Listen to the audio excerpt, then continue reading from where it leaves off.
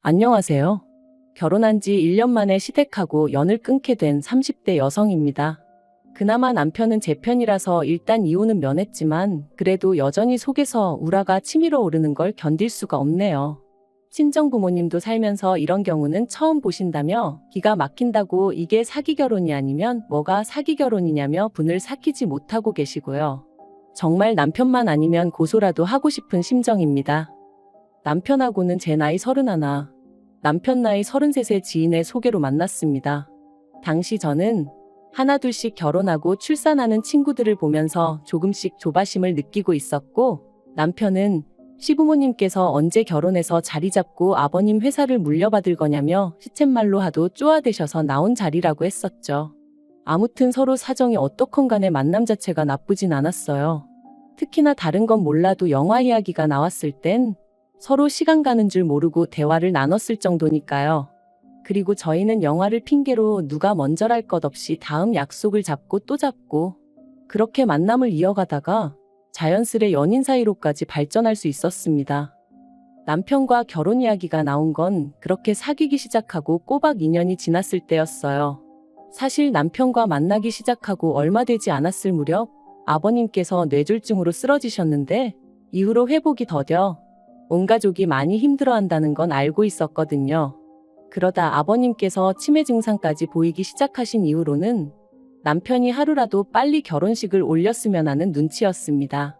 온전한 정신이실 때 손주까지는 안겨드리지 못하더라도 최소한 아들이 장가가서 가정 꾸리고 사는 모습은 보여드리고 싶다면서 말이죠. 그리고 저도 그런 남편의 의견에 동의하였기에 그렇게 부부의 연을 맺기로 했네요. 결혼 준비를 하던 당시 저와 남편의 조건을 비교하자면 일단 저는 개인적으로 사업을 하고 있었던 반면 남편은 직장을 다니는 평범한 회사원이었어요.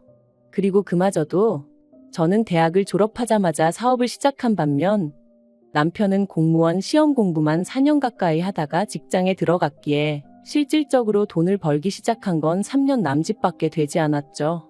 그리고 상황이 이렇다 보니 제가 모아둔 돈은 1억 가까이 되었던 반면 남편은 2천 정도밖에 가지고 있질 않았습니다. 그럼에도 불구하고 제가 남편과의 결혼을 결심했던 건 남편이 자기 입으로 먼저 그러더라고요.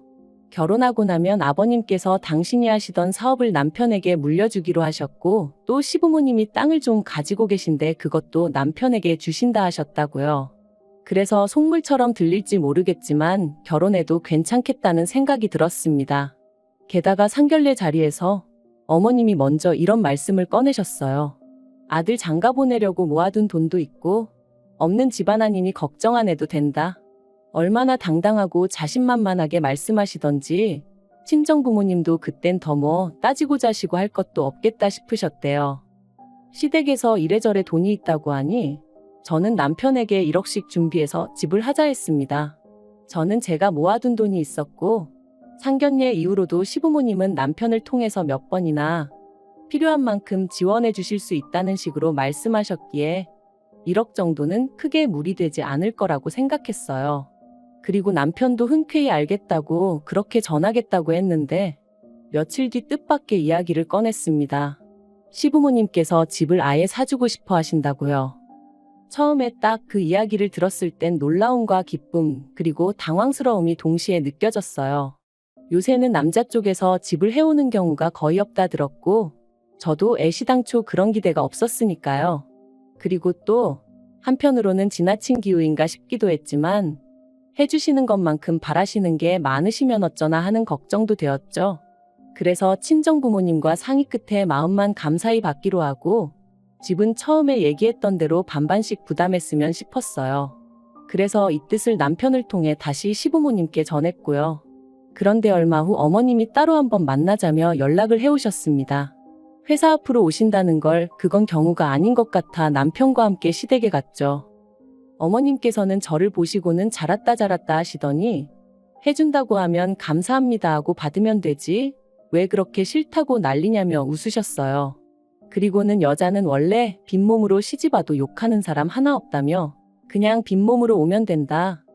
우리 아들하고 결혼해주는 것만으로도 나는 고맙다 하셨죠. 그리고 아마 요새 이런 시어머니가 어딨냐고 제가 배가 불렀다고 생각하는 사람도 있을지 모르겠습니다만 제 입장에선 그다지 듣기 좋은 소리가 아니었어요. 빈몸으로 시집을 가고 싶다는 생각도 해본 적이 없었고 세상에 공짜는 없다고 시간이 갈수록 어머님의 과한 친절이 오히려 저를 불편하고 불안하게 만들었거든요. 그래서 저는 최대한 예의를 갖춰 어머님께 다시 한번 저와 저희 친정부모님의 의견을 전했습니다. 성인들이 만나서 가정을 꾸리겠다고 결정을 내린 만큼 스스로 책임을 지고 싶다. 물론 남편이 모아둔 돈이 많이 부족하다 보니 어머님 아버님께 도움을 아예 안 받을 수는 없는 상황이 맞다. 하지만 제 몫은 제가 감당하겠다. 그런데 저희 시부모님의 고집은 정말 보통이 아니셨습니다.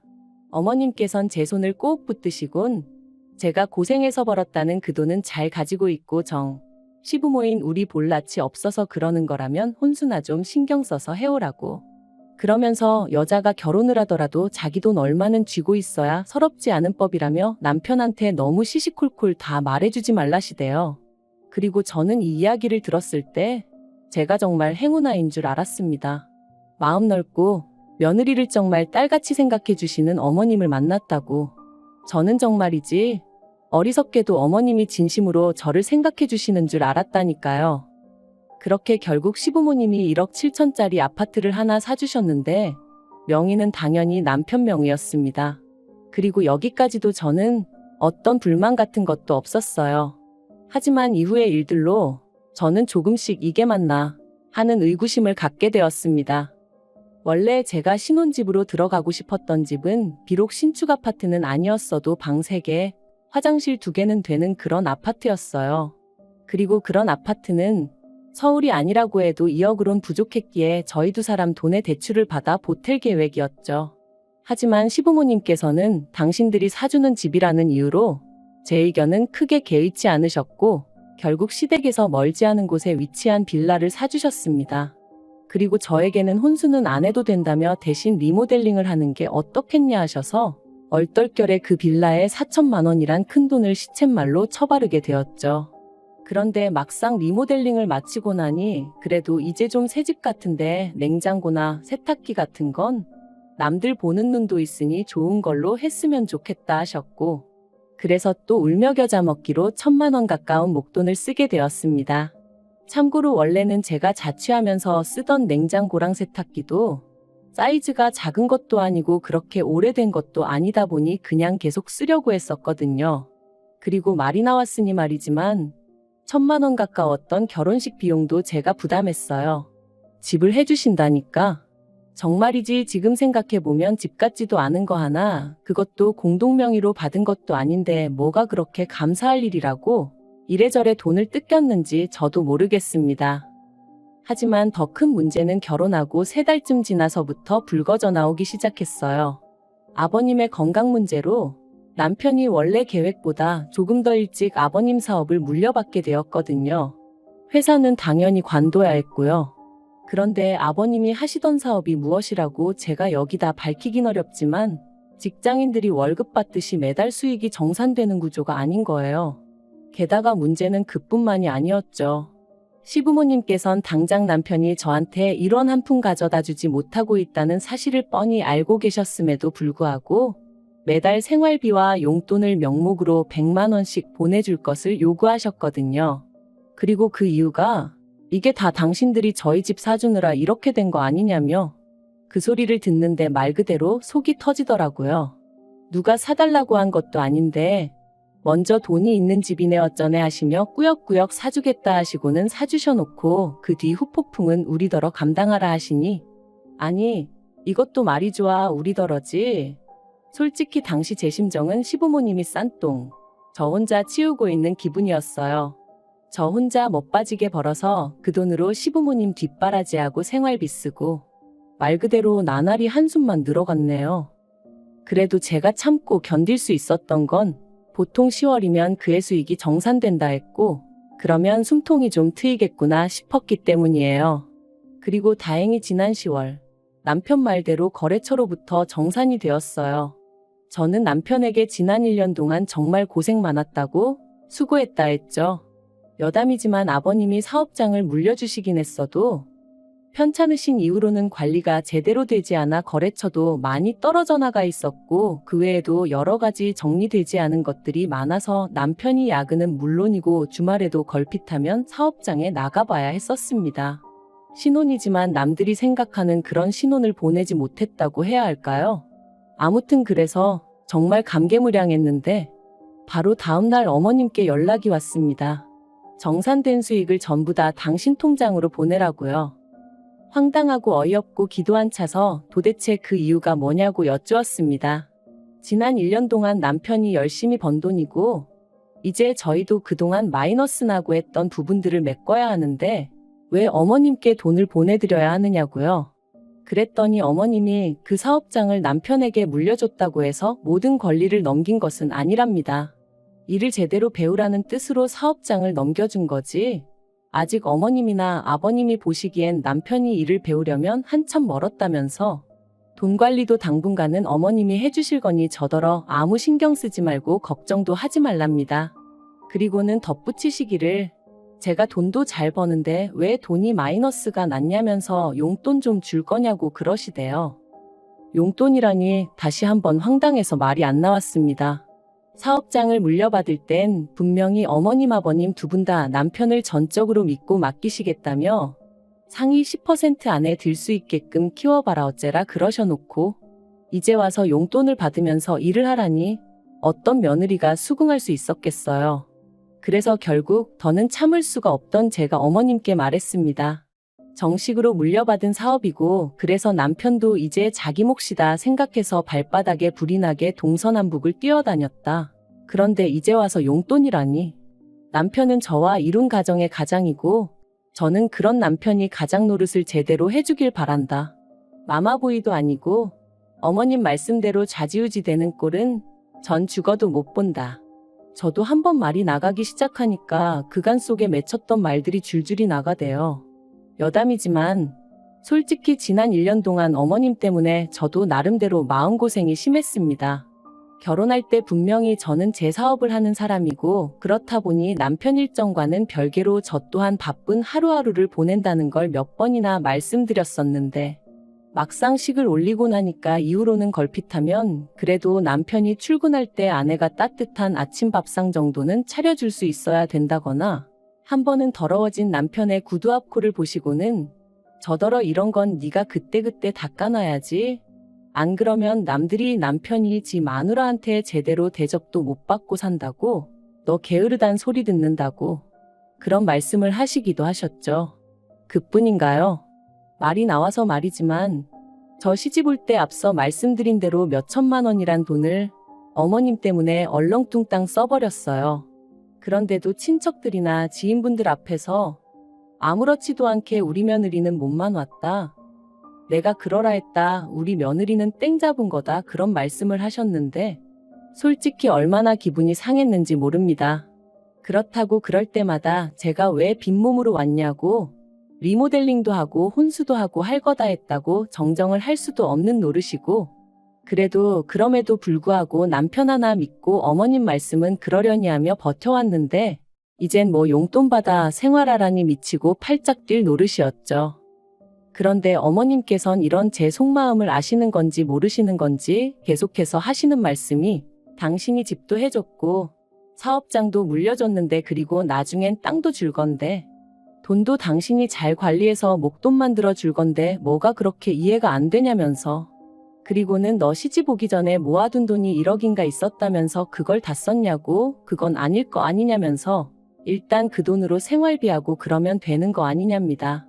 게다가 또 덧붙이시기를 나는 너 아무것도 없이 덜렁덜렁 몸만 시집 왔어도 어디 가서 네 욕 한번 해본 적 없다 하시면서 참고 기다리면 어련히 알아서 챙겨줄 거니 그만 징징거리라나요. 저는 도무지 화를 참을 수가 없었습니다. 그래서 왜 자꾸 빈몸으로 시집 왔다 하시냐고 저 빈몸으로 오지 않았다고 소리를 질렀죠. 처음부터 반반부담으로 집하겠다고 했는데 어머님이 극구 말리셔서 못했다고 그래놓고 막말로 집도 제 마음에도 하나도 안 드는 집으로 해주시지 않았냐. 게다가 명의도 보란듯이 남편 명의로 딱 해놓으시고 그리고 나서는 티 안 나는 거 세월 지나면 똥 되는 거는 다 제 돈으로 하라시고 지금도 보라고 남편이 번 돈은 어머님이 다 가져가셔서 관리하시겠다 하고 제가 버는 돈으론 생활비 하라시고 이게 말이 되냐? 너무 기분 나쁘고 싫다 했습니다. 그리고는 앞으론 제가 버는 돈을 저축하고 남편이 벌어오는 돈으로 생활비를 해야겠으니 그런 줄 아시라 했어요. 그랬더니 어머님은 어머어머하시며 제가 뭘 오해를 해도 단단히 오해를 한 거라셨는데 오해는 무슨 막말로 이러다 남편이랑 저랑 이혼이라도 하게 되면 저는 개털인 거잖아요. 그 생각을 하니까 어머님이 어찌나 교활하고 야가 보이던지 한마디라도 더 나눴다간 제가 정말 이성의 끈을 놓치게 될지도 모르겠다 싶더라니까요. 그리고 그날 저녁 집에서 씩씩대고 있는데 남편이 들어왔습니다. 언뜻 남편 표정을 보니 벌써 어머님한테 뭘 들어도 들었구나 싶더라고요. 그리고 저는 순간 남편이 먼저 이야기를 꺼낼 때까지 기다릴까 하다가 쇳불도 단김에 빼랬다고 기왕 말 나온 거 앞으로 어떻게 할지 아예 결단을 내야겠다 싶었습니다.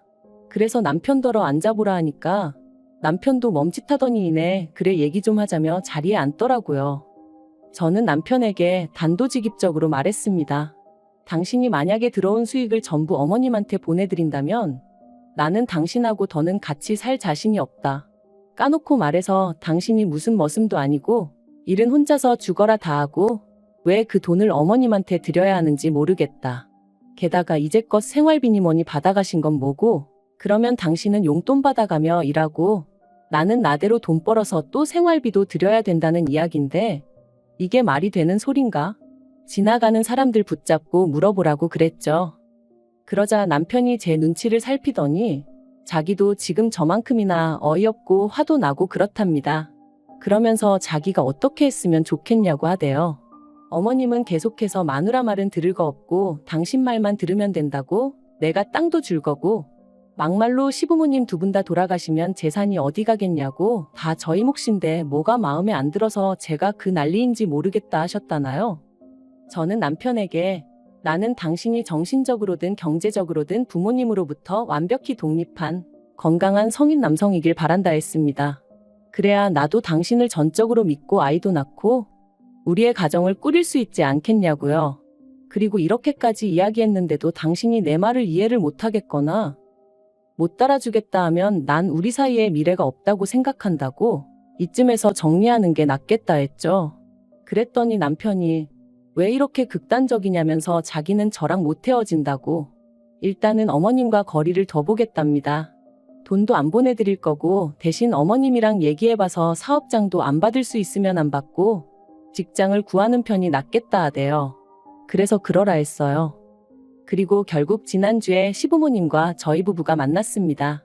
물론 아버님은 치매로 인해서 대화의 일부는 이해하셨다가 또 금세 까먹으시고 그래서 따지고 보면 어머님과 저희 부부만 이야기를 나눈 거긴 한데 아무튼 어머님은 남편이 사업장은 물려받지 않겠다, 땅도 받지 않겠다 하니까 어떻게 그럴 수가 있냐며 눈물을 보이셨습니다. 아버님이 아시면 얼마나 속상해 하시겠냐면서 그리고는 이게 다 저 때문이라면서 아내가 돼서는 남편을 옳은 길로 안내해야지 어떻게 부모 뜻을 거스르게 하냐. 내가 너 예쁘게 봐주려고 했는데 더는 안 되겠다. 너무 실망이다 뭐 그러시더라고요. 그래서 저도 어머님한테 이번 일로 실망 많이 했다 했어요. 그리고는 남편에게 어머님이랑 대화 잘하고 나오라고 하고 먼저 자리에서 일어났네요. 차에서 남편을 1시간쯤 기다렸을까 남편이 저 멀리서 터덜터덜 걸어오는 게 보였습니다. 그리고 이내 차에 오르는 남편의 표정이 밝지만은 않더라고요. 제 마음도 편치 않았죠. 하지만 어떻게 하기로 했는지 물어보지 않을 수도 없고 한참 뜸을 들이다 얘기 잘했냐고 물었어요. 그랬더니 자기도 이번 일로 여러 가지 생각이 많았다며 저랑 약속한 대로 사업장은 안 받겠다 했다대요. 그러면서 당장 사무직인 직장을 구하기는 쉽지 않을 것 같아서 구직하는 동안 택배든 뭐든 되는 대로 일단 해보려고 하는데 괜찮겠냐 하길래 대답 대신 꼭 안아줬습니다. 뭐가 됐든 좋다고 어머님 아버님 그늘에서 벗어나 다시 예전처럼 당신의 능력을 보여달라 했죠. 그렇게 저는 다시 한번 남편을 믿어보기로 했습니다만 사실 마음이 완전히 놓인 것은 아니에요. 이후로 어머님은 계속해서 남편한테 너 아니면 누가 이걸 맞냐면서 연락을 해오시는 눈치셨거든요. 하지만 정말 어머님 아버님이랑 제대로 단판 짓고 수익에 대한 권리까지 완전히 가져온다는 말 그대로 법적인 조치까지 취해지지 않는다면 그런 껍데기뿐인 사업장 개나 줘버리라죠. 그리고 남편과는 별개로 저는 저대로 어머님과는 당분간 거리를 두고 살 생각입니다. 저희 부부가 꾸린 이 가정을 하나의 독립체로 봐주시지 않는 이상 어머님과의 갈등은 피할 길이 없어 보이니까요.